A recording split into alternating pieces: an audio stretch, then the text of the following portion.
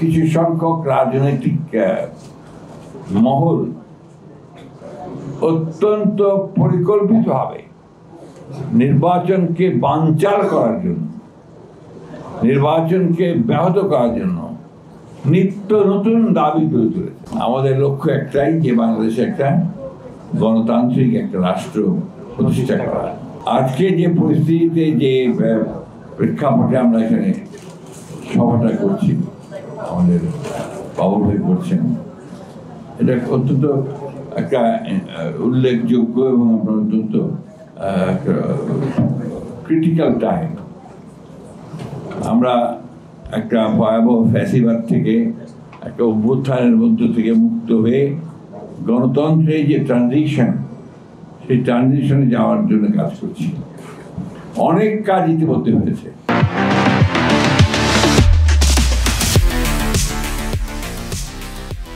ইতিমধ্যে আপনার রাষ্ট্র সংস্কারের জন্যে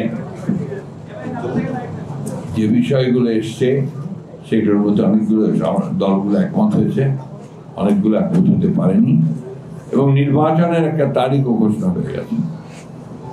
আপনারা জানেন যে আমরা আমাদের যারা একসাথে আমরা রাজনীতি করেছি, আন্দোলন করেছি আমরা এই ফ্যাসিবাদের বিরুদ্ধে, তারা আমরা 31 দফা একটা কর্মসূচি প্রণয়ন করেছিলাম। সেই 31 দফা কর্মসূচির মধ্যে কিন্তু আজকে সংস্কারের যে সমস্ত বিষয়গুলো আছে, সবগুলোই সমস্তগুলোই সেখানে আছে। সুতরাং সংস্কারের পক্ষে আমরা প্রথম থেকেই, কারণ আমরা তখনই উপলব্ধি করেছিলাম যে বিদ্যমান যে রাষ্ট্র কাঠামো, সেই রাষ্ট্র কাঠামোতে গণতন্ত্রকে প্রতিষ্ঠা করা সম্ভব নয়। খবর সাহেব, আপনি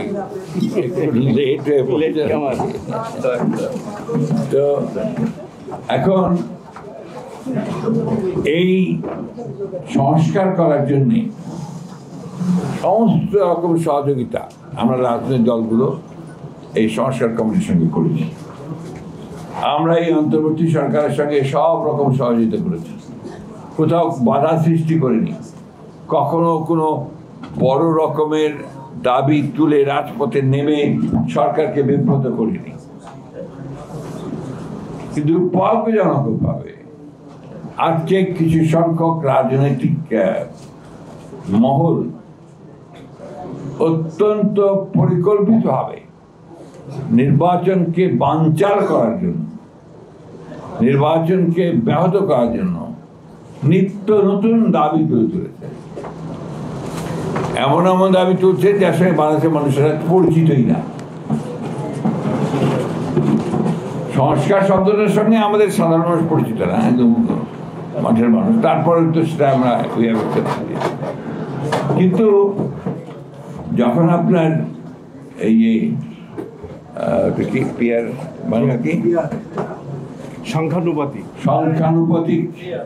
পিয়ার, অর্থাৎ পিয়ারটা সংখ্যানুপাতিক ভোট প্রতিনিধিত্ব, এটা বুঝতে হবে সময় লাগে, এটা বোঝানো কঠিন, খুবই কঠিন।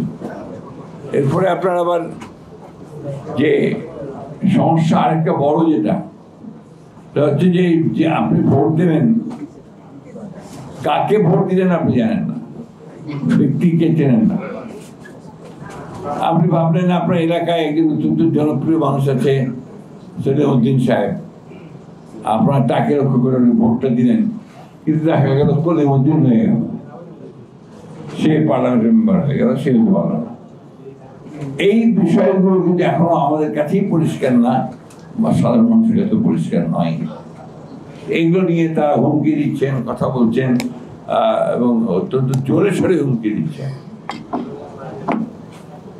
আমার প্রশ্ন হচ্ছে যে কেন করছেন এটা? আমরা তো এই জন্যে, আমাকে অনেকে আপনারা সে সময় প্রশ্ন করেছেন, বলেওছেন, এবং অনেকে বকাবকিও করেছেন। আমি 7-8 দিন পরেই, 5 তারিখের পরে 7-8 দিন পরেই আমি আমার পার্টি অফিসের সামনে 3 মাসের মধ্যে নির্বাচন দিতে বলেছিলাম। আমি বলেছিলেন আর বিলম্ব না করে 3 মাসের মধ্যেই জাতীয় সংসদের নির্বাচন দিন।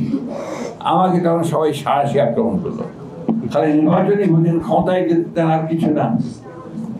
তার কিন্তু মূল বিষয়টা তো অন্য জায়গায়। আমরা তো ঘর পড়া গরু।